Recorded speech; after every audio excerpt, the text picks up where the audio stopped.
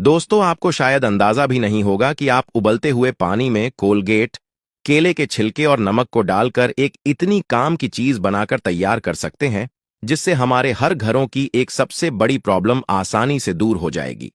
इसके लिए हमें इन्हें 10 मिनट तक अच्छे से उबालकर एक मिक्सी में जार में डालकर पीस लेना है और फिर इस पीसे हुए पेस्ट को एक बाउल में निकालकर इसमें 1 चम्मच डिटर्जेंट पाउडर को डालकर बिल्कुल अच्छे से मिला लेना है और फिर इस लिक्विड को एक डब्बे में भर लेना है। और दोस्तों, अब आइए आपको बताते हैं कि इसका हमें करना क्या है। जैसे कि आप इस बर्तन को देख सकते हैं जो कि कितने बुरे तरीके से जलकर बिल्कुल काला पड़ चुका है, जो कि नॉर्मल बर्तन धोने वाले साबुन या लिक्विड से पूरी तरह से साफ नहीं होगा। पर हमने जो लिक्विड बनाकर तैयार किया है उस लिक्विड की मदद से आप किसी भी जले काले गंदे बर्तनों को बहुत ही आसानी से साफ कर एकदम नए के जैसा चमका सकते हैं। जैसे कि आप देख सकते हैं ये जला हुआ बर्तन कितने अच्छे से साफ होकर चमक गया है।